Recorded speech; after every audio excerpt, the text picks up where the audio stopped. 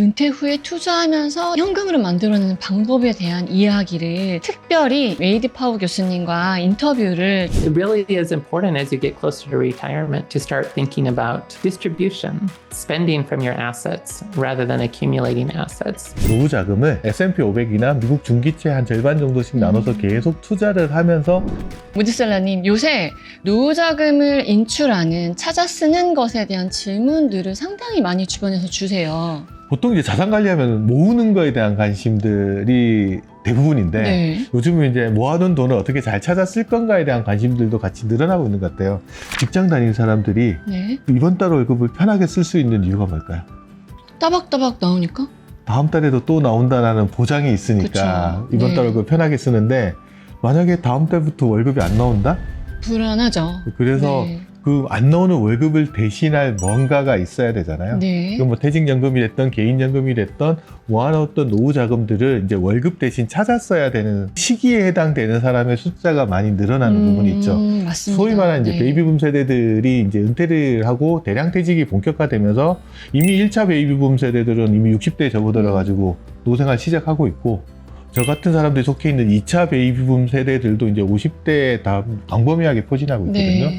이분들이 뭐 정년을 앞두고 나의 노후 자금을 어떤 식으로 인출해서 내 생활비를 마련해야 되는지 여기에 대한 관심이 많아질 수밖에 없는 것 같아요. 맞습니다. 그래서 전체적으로 시장에 대한 관심도 그쪽으로 돌아가고 있는 것 같습니다. 맞습니다. 그래서 미래에셋 투자연금센터에서는 이렇게 연금을 찾아 쓰시는, 인출하시는 분들께 도움이 될 만한 해외 연구라던가 서적들 많이 찾아보고 있는데 이번에는 바로 이 책입니다. 미국의 은퇴 설계 전문가인 웨이드 파우 교수의 How Much Can I Spend in Retirement? 라는 책을 번역해서 발간을 했는데요.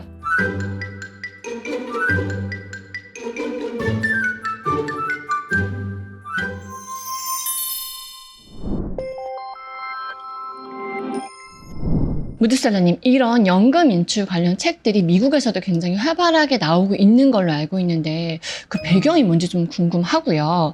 그리고 독자분들이 이 책을 읽을 때 어떤 시사점을 얻으면 좋을지, 그러니까 어떤 포인트에 맞춰서 책을 읽으시면 좋을지 그 점도 한번 짚어주시면 좋겠습니다. 우리나라 베이비붐 세대들은 지금 한창 이제 대량 퇴직의 시작에 있다고 하지만 이제 미국은 1946년부터 64년생들을 베이비붐 세대라고 하거든요. 네, 사실 이미 은퇴 생활들 네. 시작하신 분들 되게 많으면서 거기에서는 이미 찾아 쓰는 기술에 대한 노하우들이 상당히 많이 좀 축적되어 있는 부분이고 우리보다 훨씬 이전부터 연구를 많이 해왔고 그런 연구들이 상당히 데이터로 많이 축적되어 있는 거고 네. 그런 게 이제 책으로 나와 있는 것들도 상당히 많이 있어요. 그러면 이 책을 우리가 읽을 때 어떤 점을 좀 주목을 해봐야 되냐 그리고 이번에 번역한 책이 어떤 걸 담고 있느냐라는 것들은 제 관점에서 보면 이겁니다. 네. 노후 설계를 할 때 제일 두려운 게 뭐냐? 뭐가 제일 두려우세요? 은퇴 기간이 남았는데 돈이 먼저 사라질까 봐? 그렇죠. 죽기 전에 돈이 먼저 떨어지면 어떡하나? 네. 사자성어로 무전장수. 네. 무섭습니다. 그걸 네. 제일 두려워하거든요. 이 인출하기 전에 자산을 모을 때는 수익률을 얼마나 많이 낼 거냐, 얼마의 자금을 모을 거냐, 이게 이제 핵심 포인트라고 하면 인출을 설계할 때 가장 핵심은 뭐냐 그러면 어떻게 하면 내가 살아있는 동안에 돈이 안 떨어지게 만들 거냐. 네. 그게 핵심 자산 운용의 목적이 되는 것 같아요. 그러면 가장 손쉬운 방법이 뭐가 있을까요? 시장에 나와 있는 금융상품 중에 종신형 연금 같은 거를 네. 구입을 하면 죽을 때까지 돈이 나오니까 죽기 전에 돈 떨어질 이유는? 연연 없죠. 그렇죠. 과거에는 그렇게 해왔어요. 근데 문제가 생겼습니다. 수명이 늘어나기 시작했어요. 네. 그 수명에 맞춰서 연금을 종신형 연금을 주려면 연금액을 줄일 줄일 수밖에 없죠. 거기다가 또 금리가 높으면 그나마 좀 많이 주겠는데 금리도 낮아지면서 네. 종신형 연금 상품만을 가입해가지고는 충분한 소득을 만들 수가 없는 네. 상황이 돼버린 거죠. 종신형 연금 상품을 사는 거는 안전하죠. 죽을 때까지 안 그렇죠. 떨어지니까. 안전한 대신 떨어질 염려는 없는데 부족하게 살아야 돼요. 이제는 그렇게 되겠네요. 네네. 그래서 이제 그러면 약간의 100% 확실하진 않더라도 네. 조금 많이 찾아 쓰면서 할 수 있는 방법은 뭐가 있을까? 그래서 이제 투자를 하면서 연금을 받으면 어떨까? 네. 그럼 100%는 아니지만 확률적으로 이게 조금 더 많이 받으면서 오래 받을 수 있는 방법들을 찾아가는 거. 그게 네. 이제 이번에 번역한 책에서 다루고 있는 문제인 것 같아요. 그래서 투자를 하면서 내가 노후 자금을 수령한다, 연금을 수령한다고 했을 때 어떤 점을 주의하고 어떻게 해야지 내가 죽기 전에 자금이 먼저 떨어지지 않게끔 할 수 있느냐가 네. 이게 핵심 과제인 것 같습니다. 맞습니다. 저희가 보통 은퇴하고 나면 투자는 좀 연결시켜서 생각하기가 쉽지 않은데 은퇴 후에 투자하면서 현금으로 만들어내는 방법에 대한 이야기를 저자가 이야기하고 있어서 저희가 특별히 웨이드 파우 교수님과 인터뷰를 진행을 했는데요. 들어가기 전에 네. 웨이드 파우 교수님이 우리는 알지만 네. 생경하신 분들이 많을 맞습니다. 것 같으니까 교수님 소개부터 한번 해주셨으면 네, 제가 좋겠어요. 간단하게만 소개를 드릴게요. 이 웨이드 파우 교수는요, 미국 프린스턴 대학교에서 경제학 박사학위를 받으셨고, 현재는 미국 금융서비스 대학에서 은퇴소득 설계학 과정 교수로 재직 중이십니다. 그리고 이분이 유명한 게 그 블로그나 팟캐스트 활동도 굉장히 활발히 하고 계시는데 제가 지금 구독 중이거든요. 저도 메일링 서비스 받고 있습니다. 맞아요. 꾸준하게 뉴스레터도 오고 있고 투자자들 스스로 은퇴 설계를 할 수 있도록 가르치고 관련된 내용들을 전달하는 데 굉장히 진심이셔서 그런 사명감을 가지신 분인 것 같습니다. 그 투자자들과 소통도 굉장히 활발히 하고 계시는 걸로 확인을 했습니다.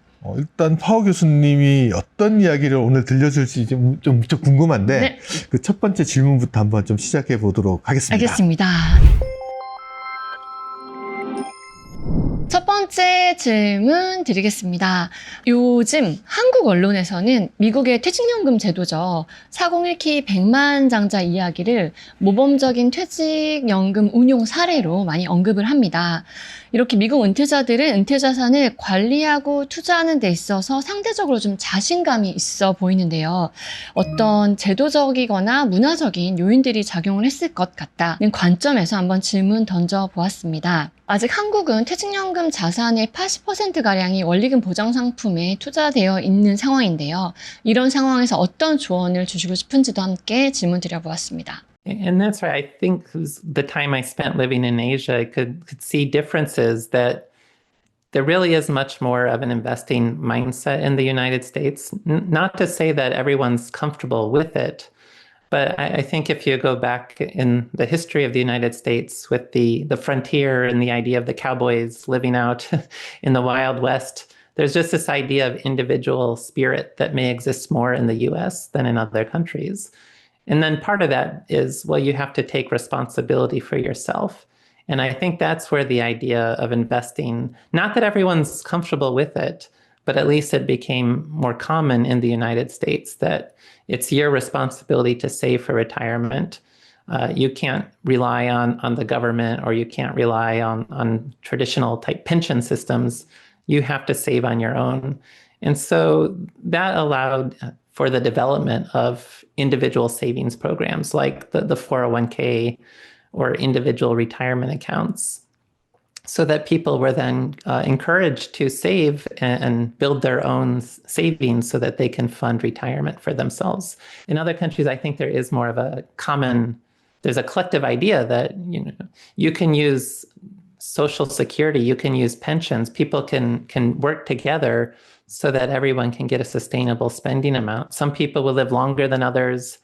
Some people might retire at times where there's good market returns. Other people might retire at times where there's bad market returns.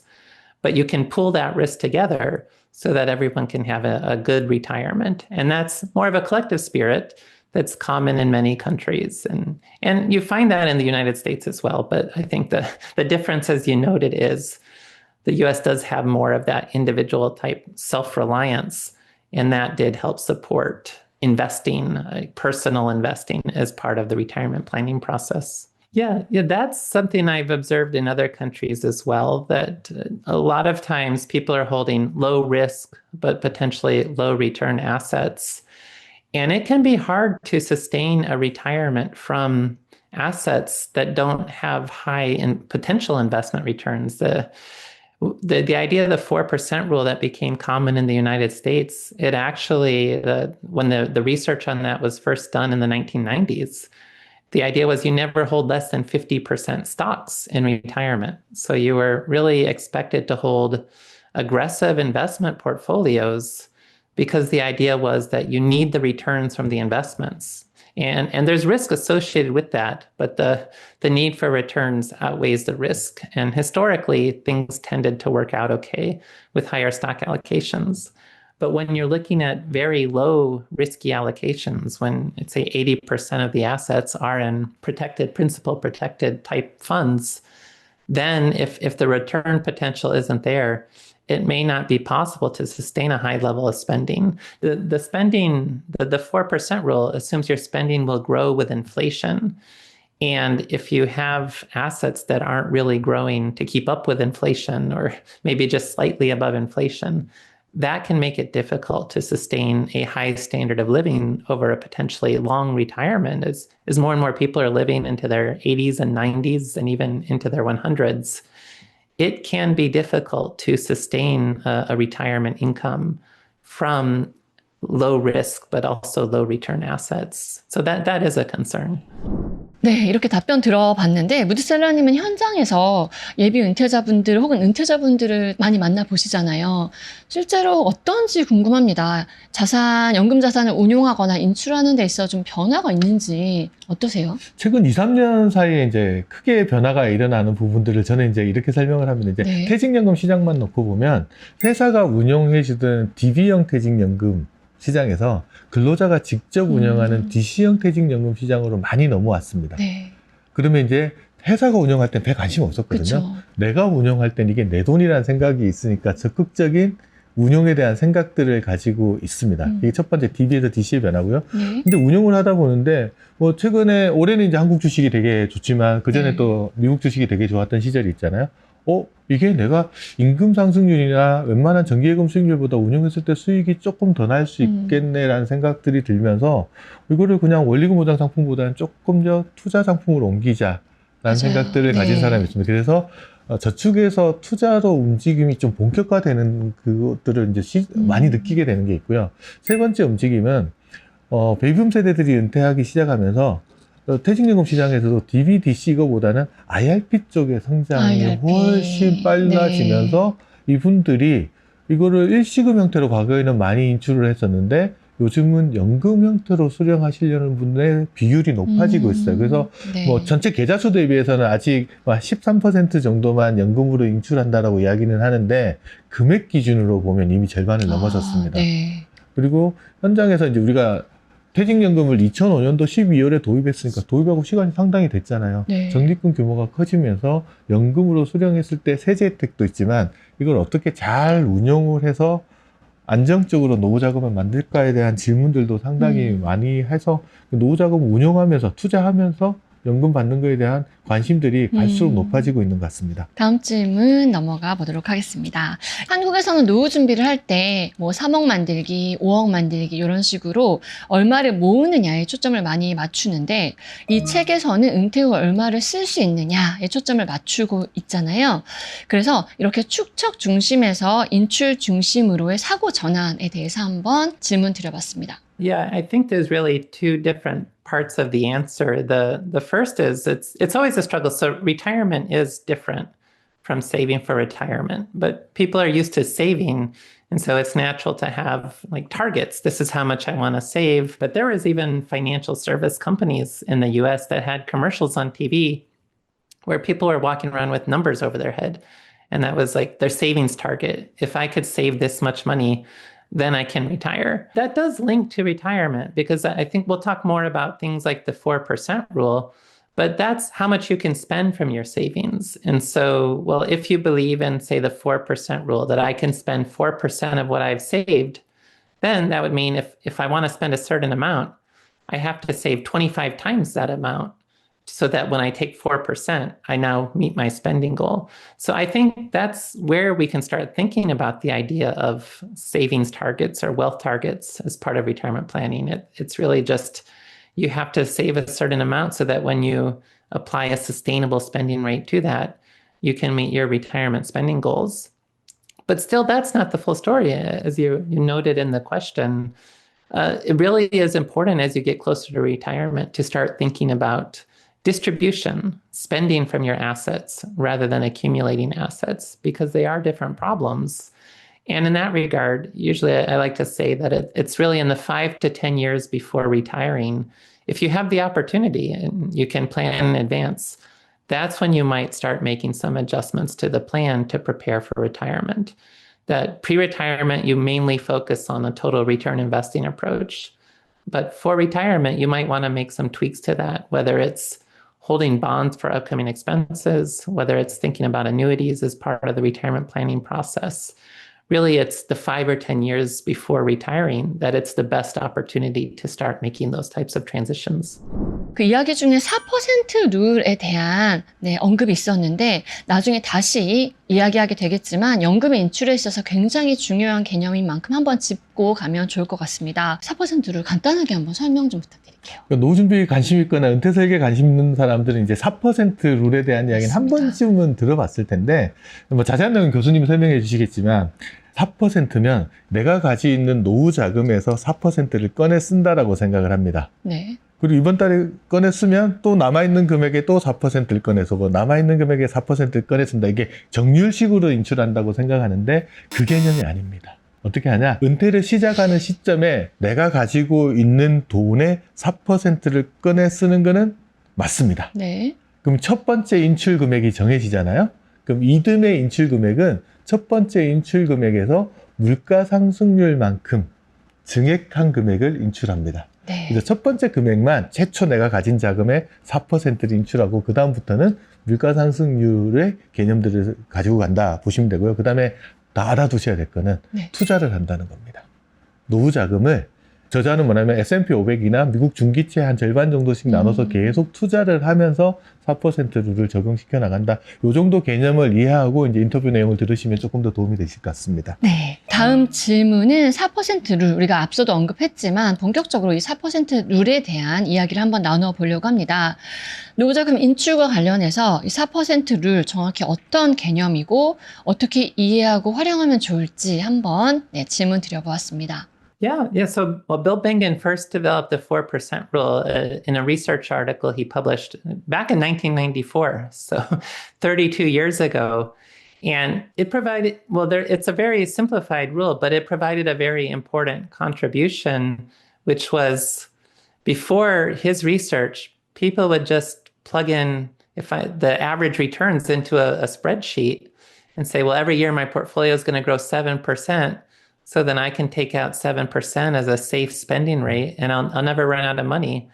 And he said, well, wait a second, that's not right because markets are volatile. Maybe the average return is 7%, but some years markets will go up, other years markets will go down. And that sequence of returns risk that we talked about earlier, that's really what he uncovered. That sequence of returns risk is really important in financial planning. And so that safe spending rate in retirement is not something like 7%. It's much closer to 4%.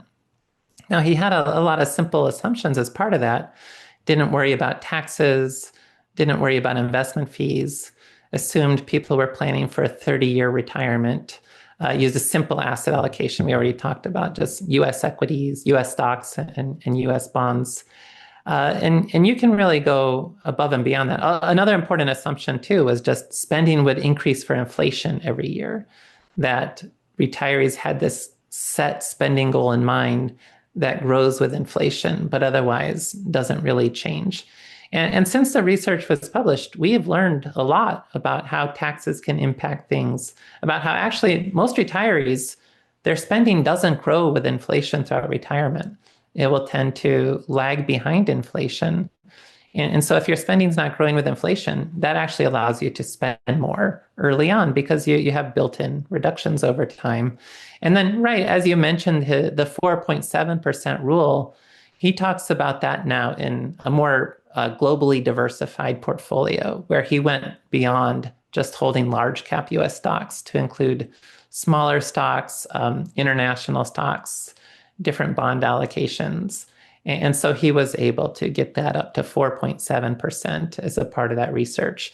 And he also, in his newer book, talks more about inflation and notes that if you retire at a time when inflation is not high, that can support even higher potential spending in retirement. So that the 4% rule, or even the 4.7% rule with the different asset allocation, that happened at a time where inflation was high. And you can probably reasonably expect to spend more if inflation is not high in those early years of retirement. Because inflation has a big impact. Inflation can go up and down, but the cost of retirement becomes permanent. Like if inflation is 10% this year and then goes back to zero the following year, well, that now increases the cost of my retirement by 10% because the price level's up 10%. Every year I'm going to spend that 10% more for the rest of that retirement. And so that's where there's also a sequence of inflation risk. And if inflation is low or moderate when you retire, that can be very powerful to help support a higher level of spending as well. Well, that's actually a big discussion in the book. Is we just mentioned how the 4% rule has very simplified assumptions. And then I talk about, well, if you change all these assumptions, here are reasons why the 4% rule could be bigger. Here are reasons why the 4% rule could be smaller. Now, the very first study I did in the personal retirement planning space was I had global market returns for 20 different countries. Korea was not in that data set, but this was 20 different countries going back to the year 1900. And I looked at, well, if you had just invested in local stock and bond markets in each of these countries, did the 4% rule work? And generally the answer was no, that the 4% rule, it worked with US historical data and Canadian historical data, but it didn't work in the other 18 countries. And so that just speaks to the idea that there's no sense that the 4% rule is somehow inherently safe. So that may create some caution when thinking about within the context of Korea. But there's so many other issues as well. The asset allocation and the idea that, well, maybe if most of those assets are held in low risk, but assets that are not growing, that might make it harder to achieve the 4% rule. Also with longevity, and if people's retirements are going to potentially be more than 30 years, even 40 years, that speaks to a lower withdrawal rate. But also at the same time, it's not all bad news. People do tend to spend less as they get older. We talk about in the US the go-go years, the slow-go years, and the no-go years. And so that does make it easier to spend in retirement early on because you don't have to plan to spend as much later on. And the other important issue too is if you do have a pension, if you do have a strong foundation of reliable income, before you have to start depending on your investments to meet your retirement expenses, that gives you the capacity that maybe it's not a catastrophe if your investment assets run out. Because if you have a good pension, you can still rely on that. And the spending from your investments may be more for goals that are the nice things to have, but that are not completely essential to meeting your basic expenses in retirement. So that's another reason why you could potentially spend more than 4% as well. So it's really hard to just give a one easy answer about should the 4% rule be higher or lower in Korea. But those are some of the issues to be thinking about. And the answer can be different for each person just based on their individual circumstances, their asset allocation strategy, how long they might potentially live in retirement, whether they do have other pension income available to help support their retirement. Those are all important factors. 파워 박사가 이 4% 룰이 절대적인 법칙은 아니다. 투자자 성향이나 상황에 맞게 유동적으로 변형을 해서 활용을 해야 한다. 이런 이야기 들려줬는데 저희가 어떤 점에 조금 더 귀를 기울이면 좋을까요? 일단 이게 4% 룰과 관련돼서는 생각을 해보면 네. 최악의 경우를 만나더라도 네. 내 노후 자금이 30년 내에는 고갈되지 않게끔 네, 최악의 경우에. 최악의 경우. 미국 시장에서 그 값이 이제 4.15% 정도, 네. 뭐 4.03% 이렇게 이야기를 해서 4% 룰이라는 이야기 나왔는데 최악의 상황을 가정한 겁니다. 네. 그럼 그게 아닌 대부분의 경우에는 30년이 지난 시점에서 돈이 남아있을 가능성이. 그럼 더 뺐어도 되겠네요? 그렇죠. 그러면서 이거를 이제 비판하는 사람 뭐라고 비판하냐 그러면 가난하게 살다가 부자로 죽는 방법이라는 이야기를 하는 사람들도 있어요. 네. 그렇다면 조금 더 우리가 인출 금액들을 가변적으로 조정할 수 있는 방법들을 생각해 볼 수 있을 거예요. 예를 들면 수익률이 조금 좋다 그러면 조금 더 꺼내 쓰거나 네. 아니면 안 좋을 때 조금 비중을 줄여서 쓰는 방법들을 좀 조정하는 방법들을 통해서 조금 더 여유롭게 쓰는 부분들을 한번 고민을 해볼 볼 수 있을 것 같아요. 네. 솔직히 이제 대다수의 사람들이 자기 은퇴 자금 모아놓은 거에서 4%만 인출해가지고 충분한 노후 자금을 쉽지 않죠. 마련하기 쉽진 네. 않을 겁니다. 그래서 그런 부분들을 좀 고려해서 네. 가난하게 살다가 부자로 죽는 방법이 아니고 네. 조금 더 부유하게 살다가 뭐 적정한 자산을 남겨놓거나 아니면 죽기 전에 돈 안 떨어지는 정도로 설계할 수 있는 다양한 인출 방법들이 또 책에는 많이 소개가 되고 있거든요. 맞습니다. 그런 부분도 활용하셔서 내게 맞는 인출 룰을 한번 고려해 보시는 게 좋을 것 같아요. 네.